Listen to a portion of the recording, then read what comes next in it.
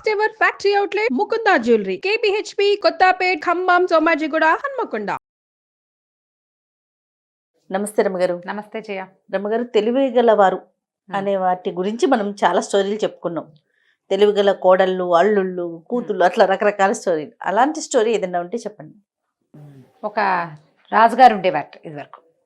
మరి పెద్ద రాజుల కాలం నాటిది కాదు, జమీందారుల కాలం నాటిది అనుకో. అయితే ఆయనకి తను తెలివిగలవాడిని చాలా నమ్మకం అంట. ఆయనకే నా అంత తెలివిగలవాడిని నేనే అని చెప్పుకునేవారు. అయితే ఏదైనా సందర్భం వచ్చినప్పుడు చాలా తెలివిగా చెప్పాను కదా అని అడుగుతుండేవాడు. అందరూ శబాష్ శబాష్ అనేవాళ్ళు. ఏం చేస్తారు రాజుగారి దగ్గర? రాజుగారి దగ్గర ఆఫీసర్ల దగ్గర తోక జాడించడానికి వీలు లేదు. జాడిస్తే వాళ్ళు ఏం చేస్తారో తెలియదు. నచ్చకపోయిన శబాష్ శబాష్ శబాష్ అంటూ ఉండాలి అంతే. చాలా బాగుంది అనేవారు. మీ తెలుగుగల వాళ్ళు మీరేనండి అనేవాళ్ళు. ఆయనకి బాగుండేది.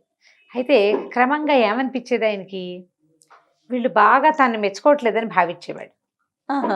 ఆ తర్వాత ఏం చేసేవాడు, కొన్నాళ్ళు పోయాక ఎవరైనా తెలివిగల వాళ్ళు ఉన్నట్టు మీ ఎరికనా అని కొత్తగా వచ్చిన వాళ్ళని అడుగుతూ ఉండేవాడు.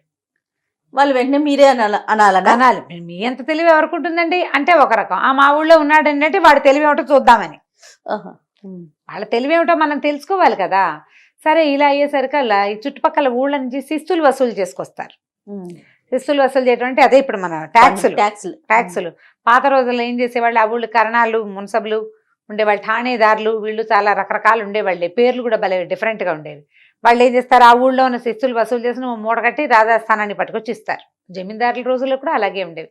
ఆ ఊళ్ళ నుంచి రావాల్సిన డబ్బు, రావాల్సినంత పంట వస్తూ ఉండేది రాజధానికి.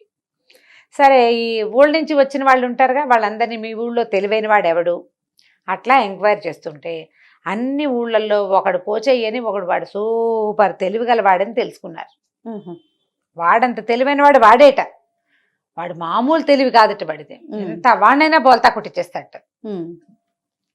వీడు ఈ ఊరి వాడు అంటే ఏ ఊరు వాడు ఆ పోచయ్య పక్క ఊరు వాళ్ళని బోల్తా కొట్టించిన కథలు కూడా కొన్ని విన్నారు. ఆయనకి అదేమిటో వాడిని చూద్దామనిపించింది. సరే, 4 సార్లు 5 సార్లు 6 సార్లు విన్నారు. వినేసరికల్లా ఇన్ని చోట్ల నుంచి, ఇన్ని సోర్సుల నుంచి ఆ ఊరి పోచయ్యగాడే తెలివిగలవాడంటే ఆ పోచయ్య సంగతి ఏమిటో చూడాలి. ఫలానా ఊరు అని తెలిసింది కదా.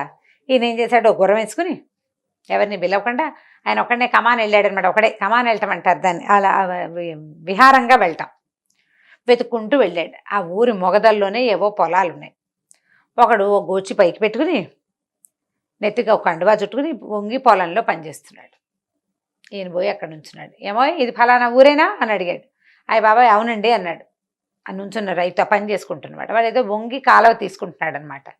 మీ ఊళ్ళో పోచయ్య అని భలే తెలివిగల వాడు ఉన్నట్టు కదా, ఆ ఊరేనా ఇది అన్నాడు. అవునండి, అక్షరాల అదే ఊరండి అన్నాడు. ఏమిటో వాడి తెలివే అన్నాడు.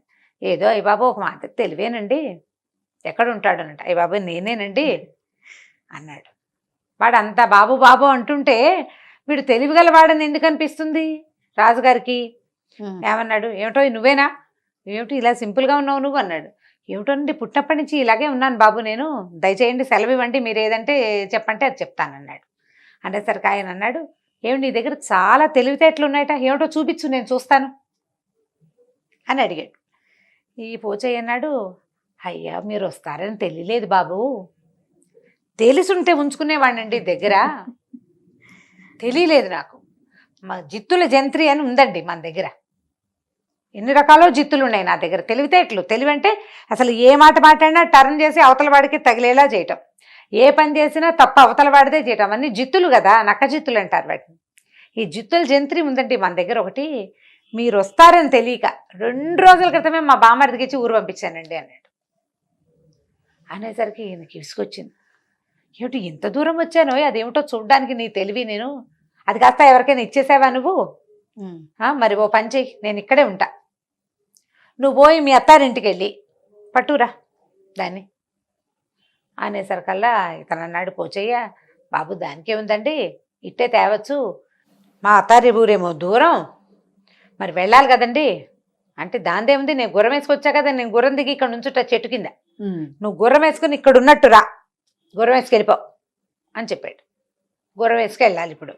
సరే, పొలంలో నుంచి బయటకు వచ్చాడు జిత్తుల జంత్రి తేవడానికి. ఓకే, బయటకు వచ్చాడు.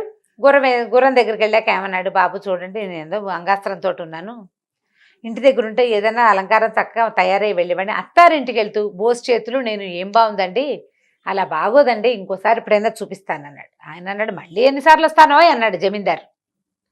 ఎన్నిసార్లు వస్తాను, నీకోసం పొద్దునే బయలుదేరి వచ్చానా, ఏముంది దానికి అలంకారానికి, ఇగో ఈ ఉంగరాలు తీసుకో అని చేతుకున్న ఉంగరాలు, ఆయన రాజముద్ర కూడా ఉంది అందులో, అన్ని ఉంగరాలు వీడి వేళకు పెట్టారు. చూడు సరిగ్గా సరిపోయినాయి నీకు, ఉంగరాలు పెట్టుకో. తలకాయలాగా గుడ్డ ఉంది, ఈయన పైన ఒక మంచి పట్టు అంగాస్త్రం ఉంది, ఇదిగో ఈ అంగాస్త్రాన్ని పైన వేసుకున్నాడు అనమాట. అంగవస్త్రం నడువు కట్టుకునేది కదా, ఉత్తరయం ఉంది, ఈ ఉత్తరయాన్ని అంగవస్త్రంలా కట్టుకో, చక్కగా రంగులు రంగులది బాగుంది అంచు.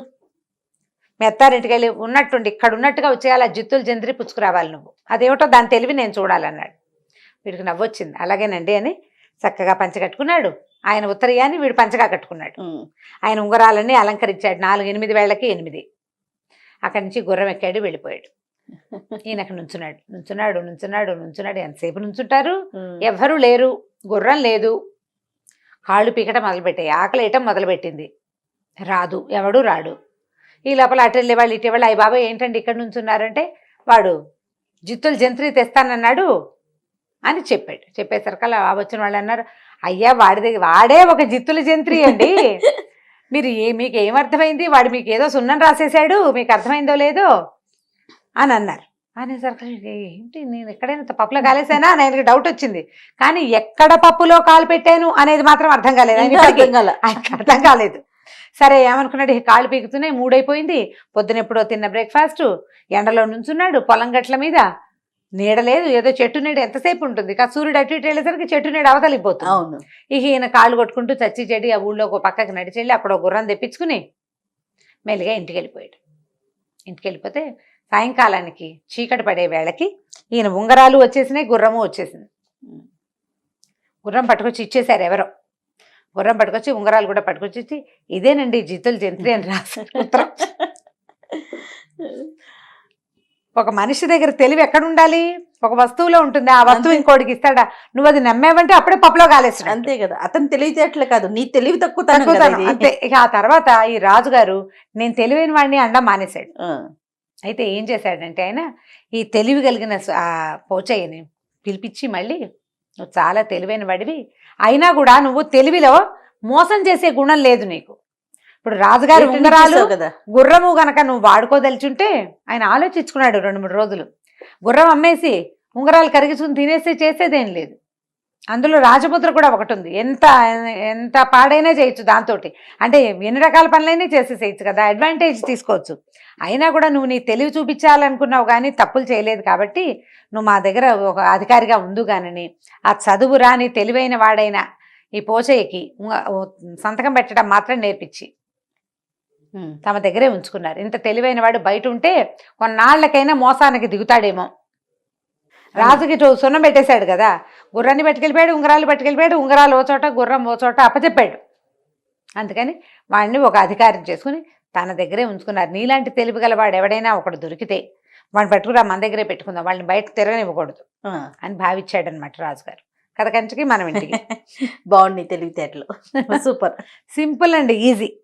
మీరు పిల్లలకి బాగా చెప్పటంలోనే మీ తెలివి ఉంది, జిత్తుల జంత్రి. బాగుంది, టైటిల్ ఇంకా బాగుంది. రైట్ అమ్మగారు, నమస్తే. నమస్తే జయ. ఈ వీడియో కనుక మీకు నచ్చినట్లయితే లైక్ చేయండి, షేర్ చేయండి. మరిన్ని వీడియోస్ కోసం మా ఛానల్ని సబ్స్క్రైబ్ చేసుకోండి.